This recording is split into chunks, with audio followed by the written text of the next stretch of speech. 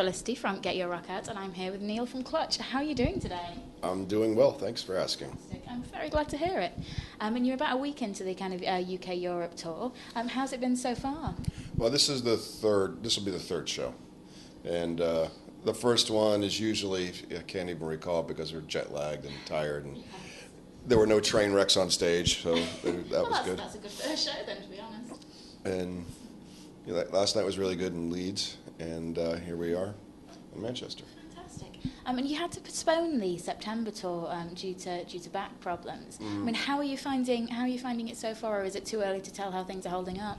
Well, I had to get some screws in my neck, and considering what was done, I think the recuperation was a lot quicker than I braced myself for.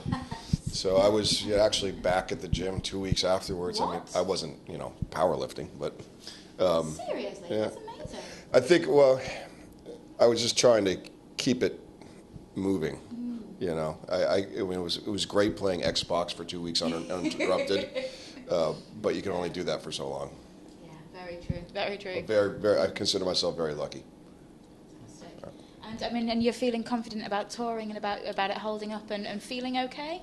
Yeah, I mean, I just have to be, honest with myself that I'm 42, not 22, and keep it, and I never considered myself a headbanger on stage, but apparently that was part of the problem, so anytime I catch myself doing this, I have to kind of slap myself a little bit. Oh, you poor thing. It's a habit that is hard to break. Yeah, definitely. But no, that's sounding very positive as well. I mean, it's great that you're back on the road so soon as well. I think everybody's very happy about that, really. Yeah, I was, honestly, I knew this was a serious thing, but the procedure, what really scared me is because when you get put completely under, they jam a ventilator down your windpipe, and they have to yank the esophagus and your trachea off to one side. And I was told by the doctor that I may come out of this unable to sing again. What? Because the pipe goes past your vocal cords, and it's such a violent procedure that sometimes the vocal cords can get torn. So I kind of sat there when I came to, and the first thing I did was try to hum a tune. But I was so high on morphine I couldn't tell you what it was. what it was. But that, knock on wood, it worked out all right. Yeah, that must have been terrifying. I'm really, really glad that everything's gone as well as it could have done. Yeah, well, it definitely was a period of reflection because I have no marketable skills outside of what I do in this band. I'm sure that's not true, but at the same time, it would have been a great sadness to lose you. I mean, you've contributed to so many different things over the years that it would be a sad loss. Well, thank you. I mean, talking about kind of contributions, you've played with some great people on some wonderful albums, and you've guested on one of Lionize's tracks as well. I mean, what are the chances of seeing you on stage with them at some point this tour? Is that likely to happen? Probably not. I don't know if I haven't heard them play that song in ages. Okay. Chris from Lionize is jamming with us. We do 101 with him. We haven't been able to do that because that was the one song that began with keyboards, and we no longer carry keyboards with us on tour. So since he's with us, we can do that. And Fantastic. I think John Paul jams with him on stage. Nice. So maybe Tim. So if they invite me, I'll go, but I'm not going to ask. Oh, all right then. I don't want to assume. So I should basically send this interview to them and be like, yeah, you need to do that. We want to see that. Yeah, well, and also I get, a little concerned about, the amount I can sing, and it's a short song, but I'd have to remember it. It's part of the problem. And collaborations. Have you got anything else in the pipeline? Anything that you're going to be guesting on, working on? In the next few months or so? Well, it has yet to be released, but there's a project called Teenage Time Killers, which Reed from COC was his baby, and he has guest vocalists, and I think Dave Grohl is involved with it. And he just sent me a track and said, "Can you sing on it?" And I recorded it in my basement, not knowing that it was going to be like a release. So I was a little bit, Wow. taken aback that it got its own legs. It's cool, and it's a great song. I've only heard that one track. I'm sure if the rest of it is anything like that, it's going to be an awesome record. That's fantastic. And that's it. That's the only for sure thing at the moment. There's another project that I'm working on, but that's in such a formative stage that I'll just keep tight-lipped about it. That makes sense, at least for the moment. And I mean, Earth Rocket was, the highest charting album that you guys have released, and the reaction I've seen from fans, it just seems to have propelled you guys to the next level. I mean, I know last tour, you were moving up venues because you were selling out so quickly. Are you still as proud of that album now as you were when it first came out? Yes, I think so. I mean, I knew we made a good record, but we don't. In the process of writing a record, you get so close to it, it's hard to be objective about it. You kind of don't want to hear it after the final mix. I will say this though: this is the one record that really, right out of the gates, we played every song from. And there was a lot of records that, a song may have not really translated on stage, and a lot of that has to do with the fact that we played a lot of these songs live before we recorded them. We did a boatload of pre-production. Wow, okay. So we're going to try to repeat that next time. Oh, really? Yeah. Oh, brilliant. And I mean, that means that you're kind of thinking about next time already, which is great. I mean, how far along is that? We've done one batch of demos, about 7 songs. We'll do another batch in a couple months. This tour and the next European run, which is primarily festivals, are, for all intents and purposes, the end of the Earth Rocker World Tour. Okay, yeah. We'll still do tours, but it won't be of the mindset that it's supporting Earth Rocker. Plus, we need to take a break. We're going a little bit cuckoo. I can imagine. I mean, you've been touring for quite some time now, actually. You've done a lot of touring in the last couple of years. Yeah, it's been. Yeah, I'd rather complain about that than not being able to tour. Yes, definitely. And so, I mean, do you have any kind of timescales in mind where you're thinking we'd like to start recording now, or are you just not even thinking about that for the moment? Well, I'll tell you, but with the caveat that I am most undoubtedly wrong. But we're trying to get it in the first quarter of 2015, so basically a year from now. Brilliant. Typically, when you finish a record, it takes 3 months for it to actually end up in the hands of the people. Yeah. So we're trying to get it done in November or December. Oh, brilliant. So March, April, thereabouts. Brilliant. And, I mean, do you guys find it easy to write when you're on the road, or are you one of these bands that thinks, actually, no, we've got to be at home, we can't cope with the writing style when we're touring? I think at best on tour, we might come up with a riff during sound check or a jam. In our downtime, the last thing I want to do is sing into a microphone or listen to a loud guitar. You kind of have to clear your head. Sometimes during days off, I strum on a guitar, but I know I do a lot of, I'm more productive at home in my basement or at, John Paul's basement, writing together. It's a bit of a different mindset. And you guys have done, you've quite used a DIY approach with Weathermaker Music. I mean, that seems to have worked unbelievably well for you so far. Is that something that's going to be carrying on? Oh, for sure. There's no going back. I think the fans like the idea of buying directly from us, as they would any band. And this day and age, you can cut out a lot of middlemen that muck up the process, and it's hard to sell records these days. So, especially if you're not making music that isn't lowest common denominator.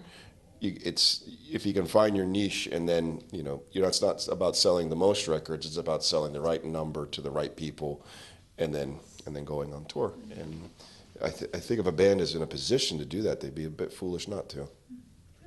And how about new signings? Because I know you've got a few bands that you're working with at the moment. Is there anyone else that you've got your eye on, or you're in the process of talking to with that?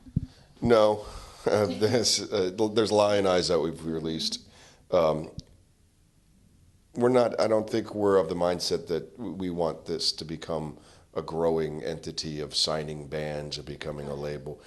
If that happens naturally, sure, but for us, it's very important to be very conservative with it and keep in mind that we've been the band on one side of the desk for 20 some odd years. We don't want to be the guys on the other side being jerks, and that's a that's a big priority for us. Definitely. And is there any kind of band? I know that you probably don't get to discover too many up and coming new talents. But is there any band that you've really got your eye on at the moment as a band that you love? You know who's a phenomenal band from Texas called American Sharks.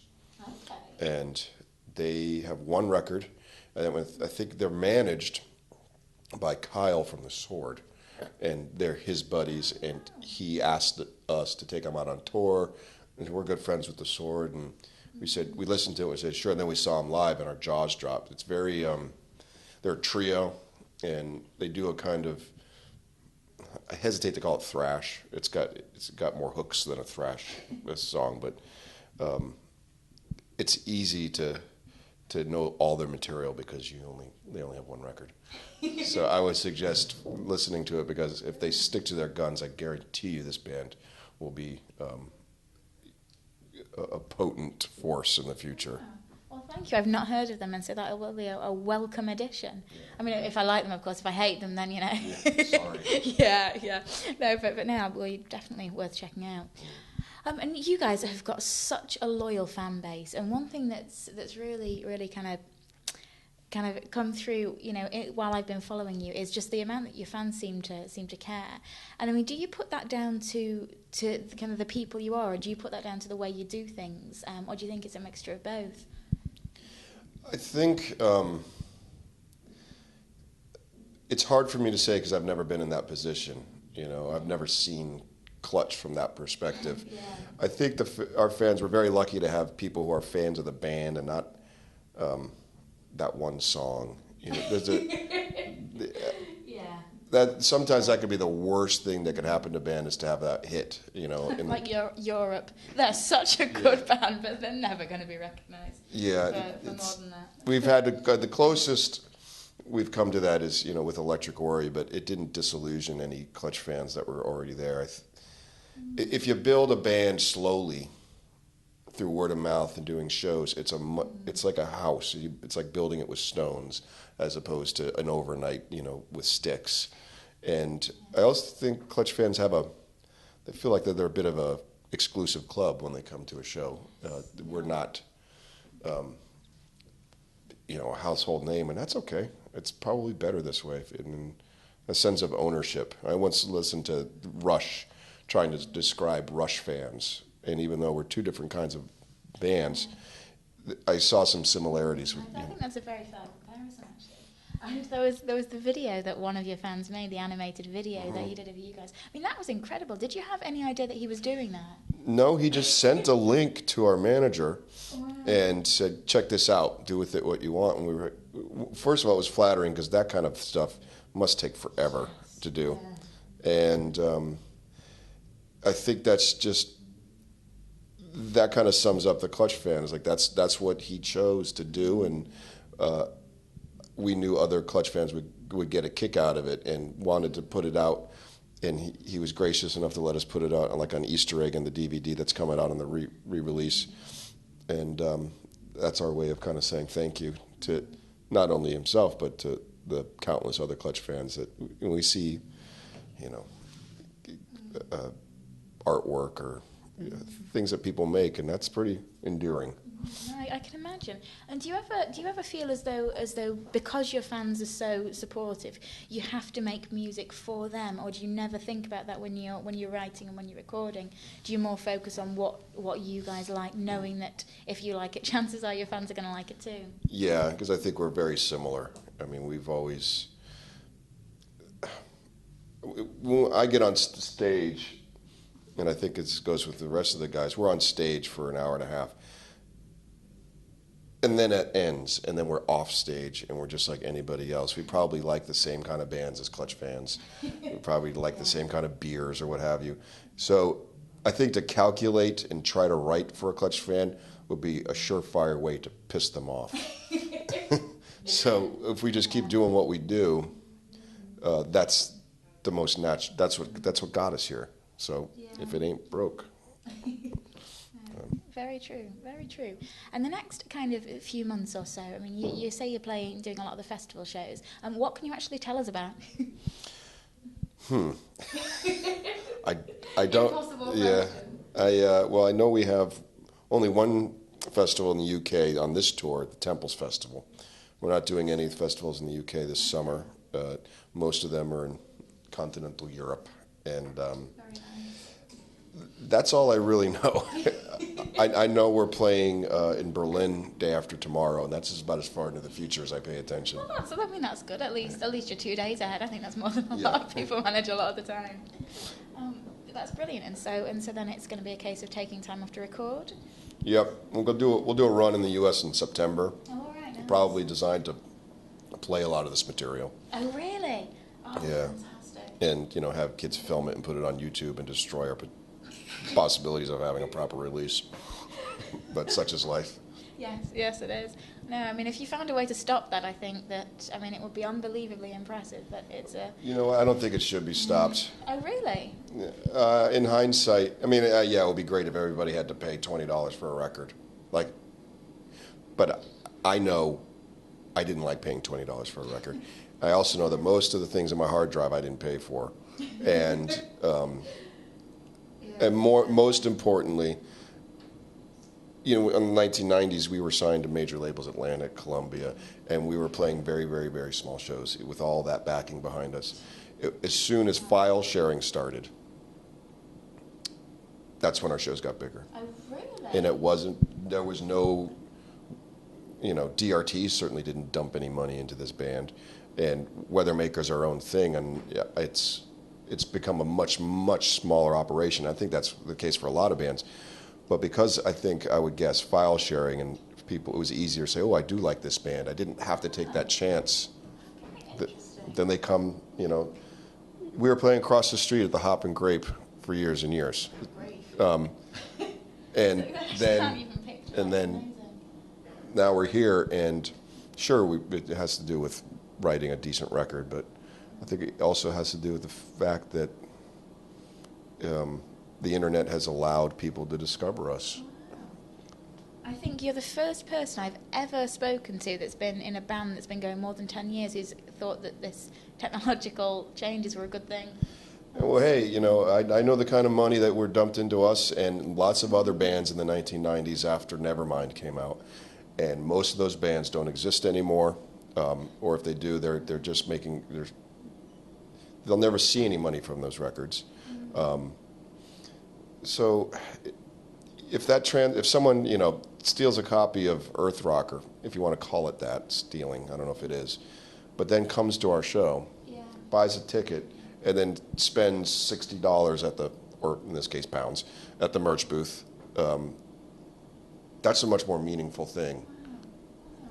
It works out for us. Yeah, definitely. And 2,000 cap venue tonight. There are 2,000 very excited fans. Yeah, I don't think we've ever headlined here. I know we've opened for other bands here. It's amazing. I think it's a sellout tonight as well, isn't it? Is it? Holy smokes. Yeah. If it's not a sellout, it's exceptionally closed, and when it's, when this place is busy, there is just nowhere like it atmosphere-wise.